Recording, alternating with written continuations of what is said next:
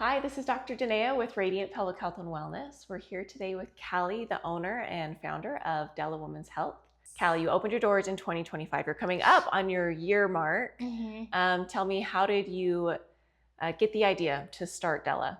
Okay, so I had my own baby. I was in nurse practitioner school and I was newly postpartum. I had so many of my own questions: breastfeeding, getting back to exercise safely, maintaining my milk supply, all the things, and pelvic floor dysfunction. And I was looking for answers in a bunch of places, and I thought it would be so nice if there was one location that had resources to all of the questions that I had.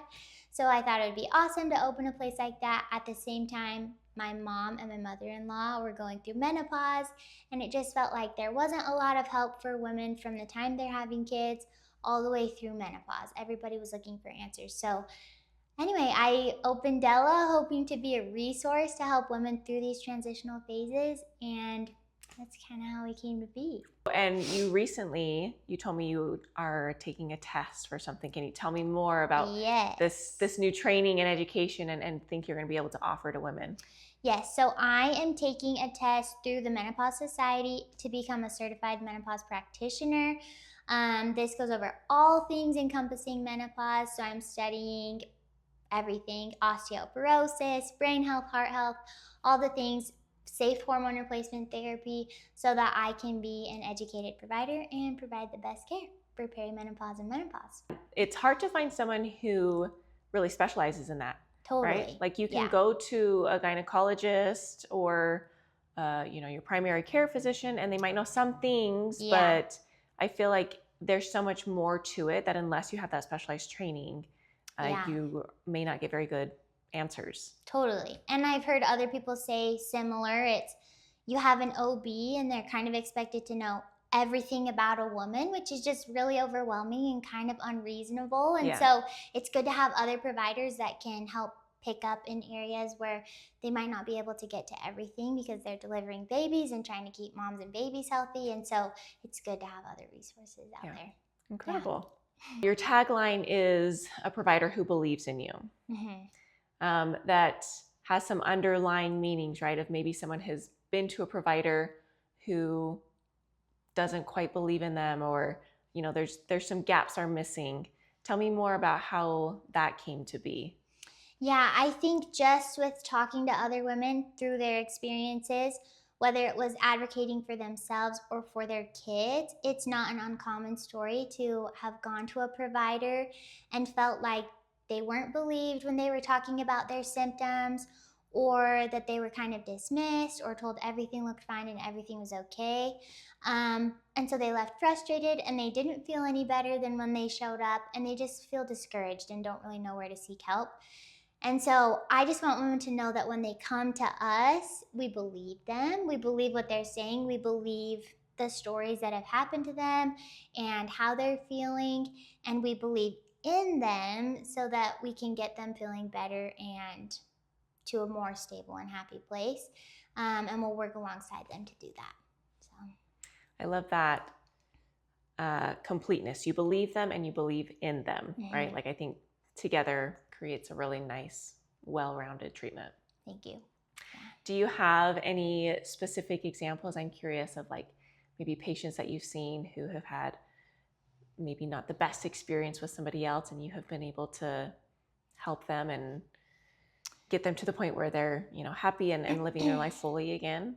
Yeah, I think it's really common with menopause. There's a lot of new research coming out and a lot of new links being made to the transition and the lack of estrogen. But I've had a couple patients come in who have new onset autoimmune, or the brain fog. It's really hard to pinpoint brain fog. So they had irritable bowel, they had new onset brain fog on top of the hot flashes and things. And they were given synthetic estrogen or progesterone, and it was helping a little bit but wasn't totally treating everything. And so anyway, they found Dela, and we were able to go through their past medical history and go through a lot of their symptoms and address the hormone imbalances, and that actually helped with so many of the other problems going on Mm. with the hot flashes, and it helped with a little bit of their gut dysfunction, and helped with their brain fog. So just having a provider to sit and talk with them through their whole story and really listen and understand and offer a bunch of options instead of just one, was really great for them. And they're doing a lot better now. So I'm curious what these other options are. You mentioned they had synthetic hormones. Yeah. What are maybe some other options that people haven't been given before that they might get when they come to Dela? So it's really common to prescribe birth control or to prescribe synthetic hormone. Typically at Dela, we're doing bioidentical is what we call it, but it's just the closest thing we have to what your body's already making. So we're just giving your body back the estrogen or the progesterone or even testosterone in some cases that it was making before, but isn't making enough of now. And a lot of those hormones come in a variety of options. We have creams, patches, gels, oral forms, and so we'll find the thing that is best fitting for their lifestyle and for their circumstances.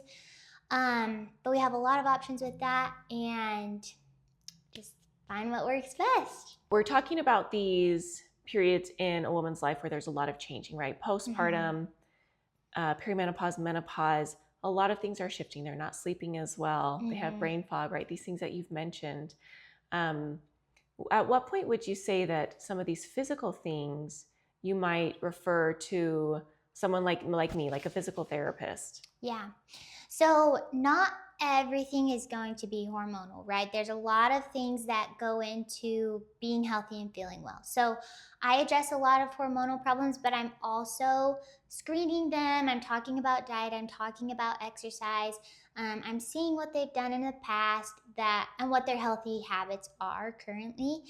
And so if they're having some problems, so something really common with a decline in estrogen is vaginal dryness or an increase in UTIs can be common.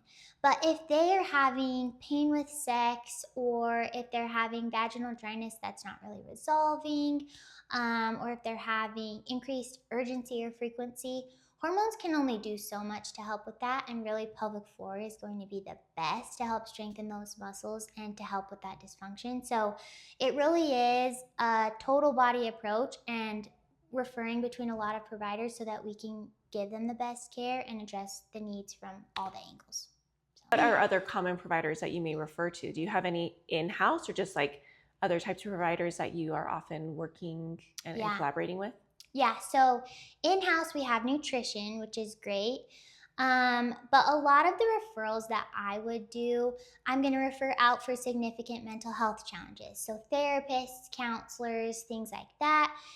We don't have imaging in-house, and so if treatment needs an ultrasound or a little bit deeper of a workup, I will refer to OBGYNs or other providers like that. Pelvic floor physical therapists we're always referring to. Yeah. Anybody that kind of meets the needs that we don't have here. So if a woman is in, say, like her early 40s, she's going through all of these changes, what is one thing you would want her to know that maybe no one else has told her before? Oh, that is a good question. I think the thing that I really just want women to know is that it's not their fault. So I think we blame ourselves a lot of times. We can't keep up, or we aren't feeling very well, or we just need to work harder in the gym or change our diet, or do X, Y, and Z to manage our stress, when sometimes it can be something internal and it's no fault of your own. And even if you need a little extra help here and there, that's completely normal in life to have ups and downs. And so I just want women to know that it's not their fault if they're not feeling well, and it's really okay to seek help. It doesn't say anything negative about you, and we all need help at times, and feeling healthy is a lifelong journey. And so it's not your fault if you need a little extra help, and that's what we're here for. So, and I love that that's starting sooner, right? Like we're realizing that perimenopause is starting way sooner than we thought, as soon as maybe even late 30s, right? Totally, and realizing that you can get help sooner that rather than later. You don't have to live years Mhm. and years and years, decades without, feeling better. Totally. And sometimes it's a really quick fix, which is great. So Yeah. just booking the appointment and getting seen just to make sure it's not something simple and you could be feeling better next week is great. Yeah. So, What an amazing thing that you can offer to people. yeah, thank you. So we've talked a little bit about why you started Dela. You saw some other women in your life going through menopause. You've gone through, postpartum yourself, gone through some of these significant changes. I'm curious what you are hoping the business looks like in 5 years, and maybe not, just the business, but like your life and your goals. Like what does that look like for you in 5 years? Yeah, I have big dreams in the next 5 years. I would love to have more than one location. I think, we're getting patients currently from Payson and from Saratoga, and we're in Pleasant Grove. And so I think just spreading out the resources so that it's a little bit more local for people would be awesome. To open more locations, and then just continuing to spread awareness about the postpartum experience, about women's hormones and their fluctuations, and especially perimenopause and menopause, and how to be healthy during those transitions is also one of my goals. Just being a good resource for that and a place that people know they can go to get help. So, Is there any question that I haven't asked you, or something that you want people to know that we haven't talked about yet?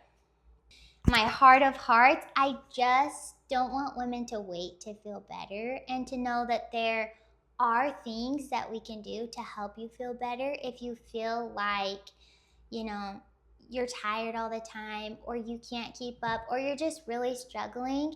There are things we can do to feel better, and you don't just have to muscle through, and you don't just have to put your head down and walk through it. We want you to be able to manage the life that you've created and to be able to do it joyfully and happily. And that's why we're here, is to give more support. And so I really just want women to know that we're here, and that they don't have to earn feeling well, and they don't have to continue to put it off. So as a new mom, and as a mom who has young children, I'm tired all the time, right? So it's like, Totally. what degree, like what would you tell someone who's like, I'm tired, but how do I know if it's a normal amount or if maybe it's something more is going on? Yes. So I actually had this same problem too.